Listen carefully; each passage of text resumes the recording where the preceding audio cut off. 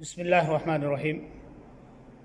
اللہ رب العالمین کا فرمان ہے من یشفع شفاعتا حسنۃ یکن لہ نصیب منہا، سورہ نساء آیت نمبر 85 کہ جو شخص اچھی شفاعت کرتا ہے تو اللہ رب العالمین کی طرف سے اس کو ایک حصہ عطا کیا جاتا ہے۔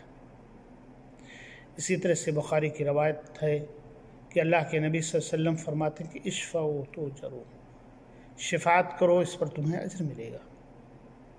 اسی طرح سے اللہ کے نبی صلی اللہ علیہ وسلم کے پاس کوئی شخص آتا تو آپ اپنے مجلس سے فرماتے کہ اس کے حق میں شفاعت کرو، تمہیں اس کا اجر ملے گا۔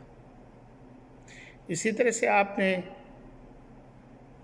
بریرہ اور مغیث کے تعلق سے فرمایا کہ بریرہ تم ان سے جدا نہ ہو، وہ تمہیں بہت چاہتے ہیں۔ تو وہ کہتے ہیں اللہ کے نبی کیا آپ کا حکم ہے؟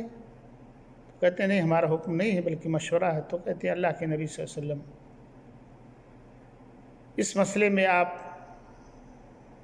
کا مشورہ ہمیں تسلیم نہیں ہے، اس لیے کہ میں ان کو ناپسند کرتی ہوں، اور اگر ان کے ساتھ رہوں گی تو ہماری طرف سے زیادتی ہوگی، ظلم ہوگا، اس لیے میں نہیں چاہتی ہوں کہ ظلم و زیادتی ہو۔ بہرحال ایک انسان کو چاہیے کہ حتی الامکان دوسروں کی مدد کرنی چاہیے جتنی ہو سکے۔ یہ نہیں کہ کسی کے پیچھے پڑ کر کے اگر وہ آگے بڑھ رہا ہے، دین کے راستے میں چل رہا ہے تو اس کو پیچھے لانے کی کوشش کرنا، ایسا نہیں ہونا چاہیے، بلکہ آگے مزید جو اس کو بڑھانا چاہیے تاکہ اس کے اندر بھلائی کے اندر، خیر کے اندر ایک دوسرے کا متعاون ہوں، ساتھی بنیں۔